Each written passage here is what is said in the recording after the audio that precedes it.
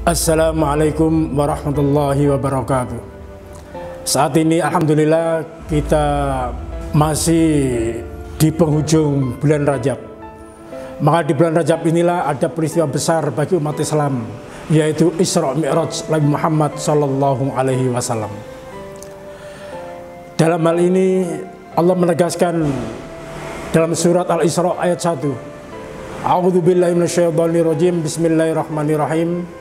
Subhanalladzi asra bi abdihi lailan minal masjidil haram ilal masjidil aqsa alladzi barakna haulahu linuriyahu min ayatina innahu wasamiul basir.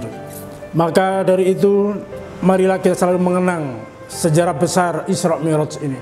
Isra artinya perjalanan Nabi Muhammad di waktu malam. Mi'raj adalah naiknya Nabi Muhammad dari Masjidil Aqsa menuju langit 7, yaitu Sidratul Muntaha. Dalam menjalankan Isra Mi'raj, Nabi Muhammad didampingi oleh Malaikat Jibril. Malaikat Jibril mendampingi Rasulullah Muhammad SAW dalam rangka perjalanan dari Mekah menuju Baitul Maqdis, Palestina, dengan mengendarai binatang, yaitu yang namanya buruk. Buruk adalah binatang dari surga yang disediakan Malaikat Jibril untuk Nabi Muhammad SAW. Dalam perjalanan dari Mekah menuju ke Palestina, Nabi Muhammad mampir ke 4 tempat.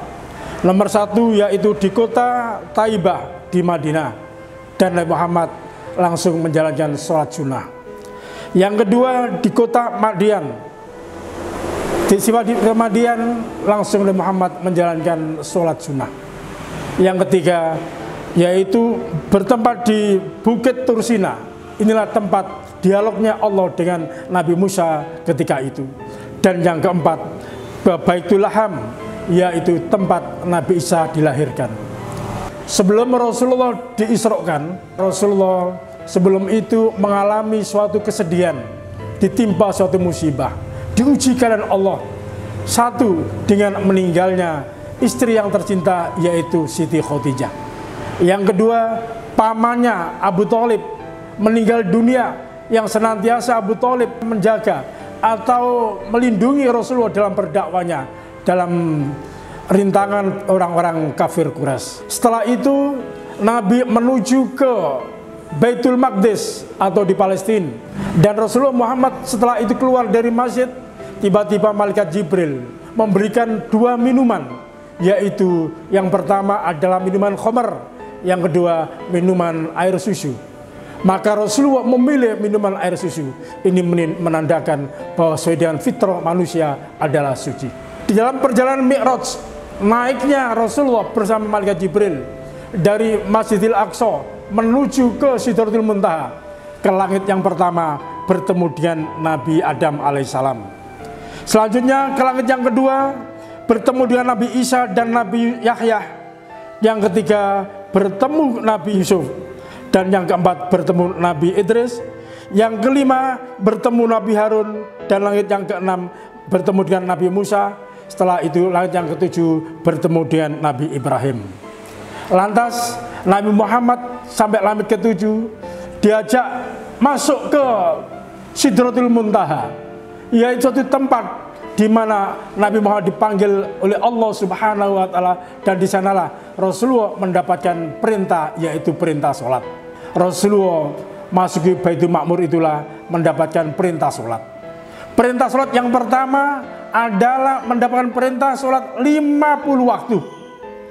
Setelah itu Rasulullah turun ke langit ke-6, bertemu dengan Nabi Musa.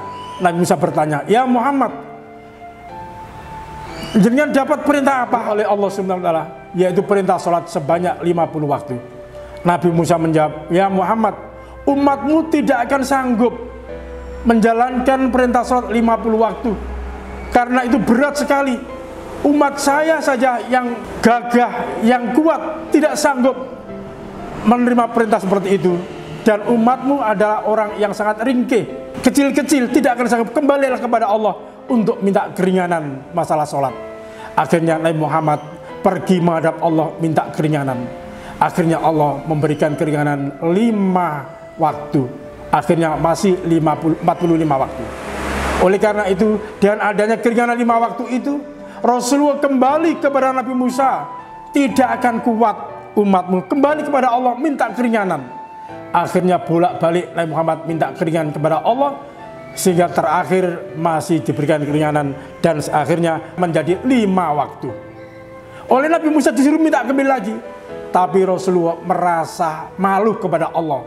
Walaupun toh 5 waktu, pahalanya seperti 50 waktu. Inilah perjalanan Isra Mi'raj yang mendapatkan perintah sholat. Maka dari itu, dengan adanya perintah sholat dari Allah yang melalui jalur Isra Mi'raj, kita sebagai pribadi muslim maka laksanakan sholat ini dengan yang sebaik-baiknya. Jangan sampai 5 waktu itu ada yang dikurangi. 5 waktu itu sudah pas, ukuran Allah sudah pas, kita kerjakan dengan cara ikhlas dan tawadhu di hadapan Allah Subhanahu wa ta'ala. Setelah itu Rasulullah kembali turun ke alam dunia, menuju ke Masjidil Aqsa dan kembali ke Mekah. Di sanalah Rasulullah cerita kepada para sahabatnya. Maka ceritanya daripada Isra Mi'raj, banyak sahabat yang murtad karena tidak masuk akal.